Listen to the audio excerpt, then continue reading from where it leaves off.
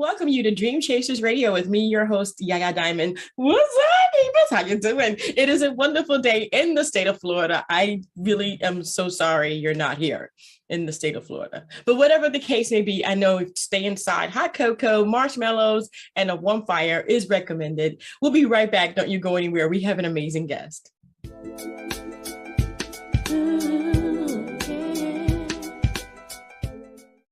Welcome back to the show. Okay, so I have somebody that was here before that's back now.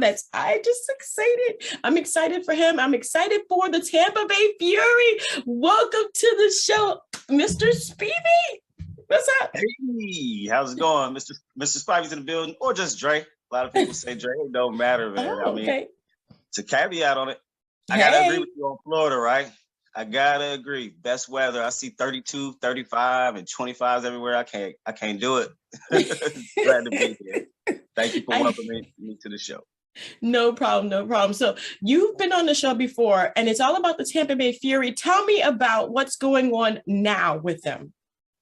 Wow. So the past two seasons, we've had some amazingness, point blank period. I mean, that's hard to really even explain. Essentially, when we first started, we didn't know what to expect. Just like the other basketball team now, we kind of expect to start these things slowly and let them build. But the Tampa Bay Fury came out immediately performing very well, winning. So it was kind of like, oh, okay, that's one game. Oh, that's two. Hey. Okay. All right. That's playoffs. Oh, okay.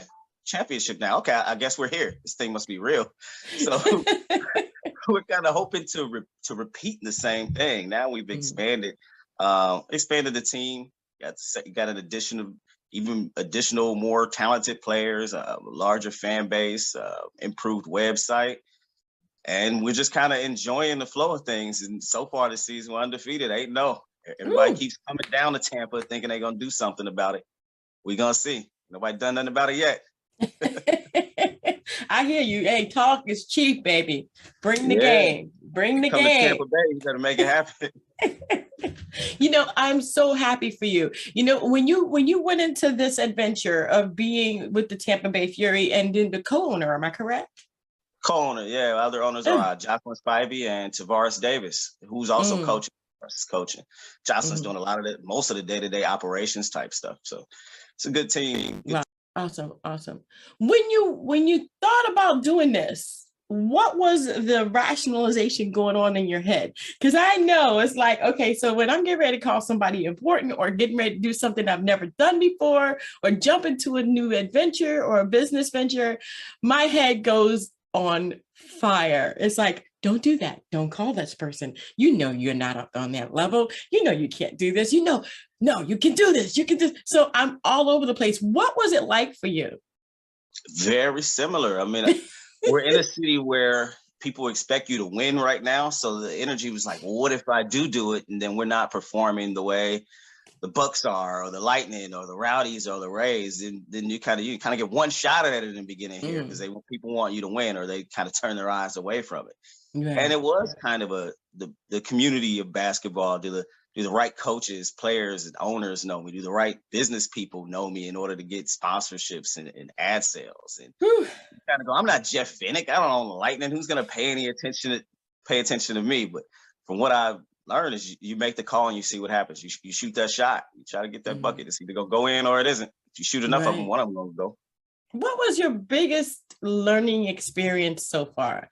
I mean, jumping into this, being the co-owner of a basketball team. I mean, to me, it's like, okay, so I'm looking at a basketball team. It doesn't really matter who they are. To me, that's like big time, regardless whether you're beginning or you're not. I mean, it's a team effort. It's a lot of different players in there. So what was your biggest learning experience so far with the team?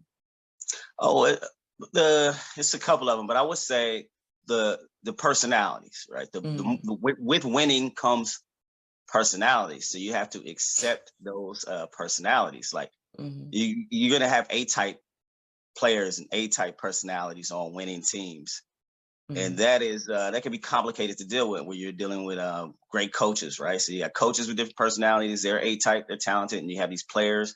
Everybody clashes no matter where you work at.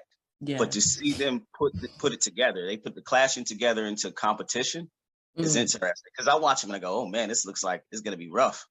This looks like they're not going to get along, but they end up getting along and putting together. It's a part of the process, seeing them clash. It's a part of the competitiveness. So just kind of learning to kind of let them go through those paces of storming, norming, and then, performing at a high level after they get through the storms and they get normal with each other. I learned to kind of watch that, not to react to everything. Like, okay, they'll be all right. They're upset with each other now, but they're doing it so they can click and make something better. Just letting that be is what I've learned. That's a huge lesson, because we often have the tendency to want to stop the conflicts, but I've learned that a lot of time the conflicts are needed in order to smooth things out. I hear that. We need conflicts, guys. Smoothing things out. We're just smoothing things out here. Okay. That's amazing. I love that. Now, the biggest thing I want to know is any regrets?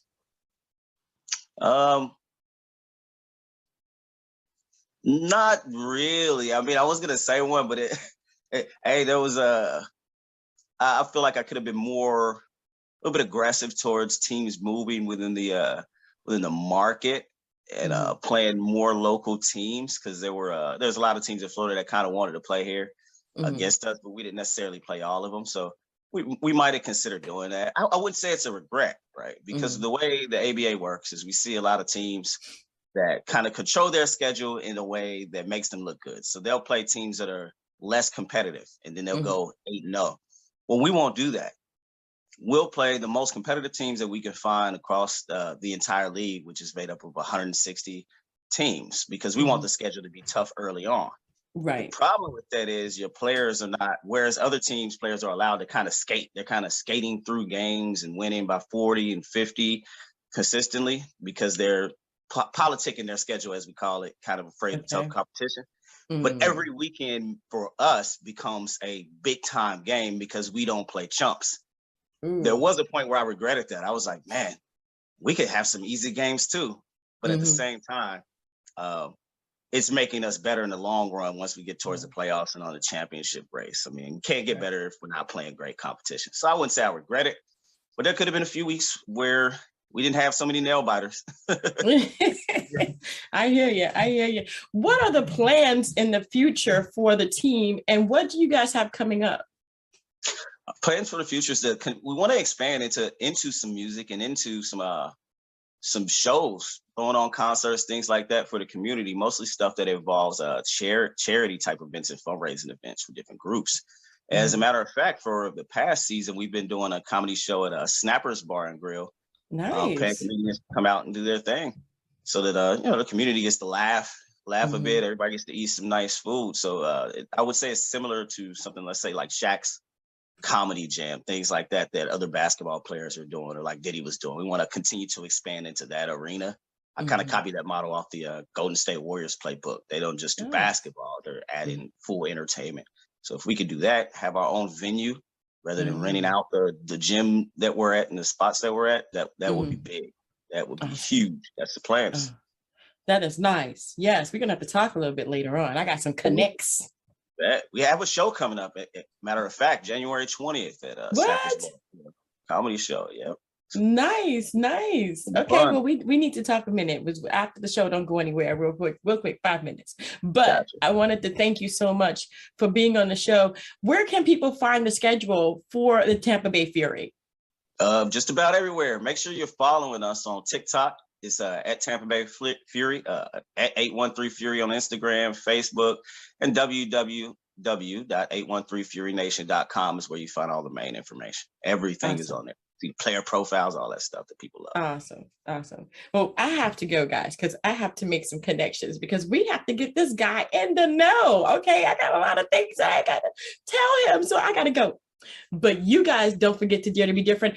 Follow on TikTok and all the other platforms. We're going to have all that information in the description box below so that you can go ahead and follow our Tampa Bay Fury. Yes, do it today, guys. Do it today. Until next time, don't forget to dare to be different. Bye.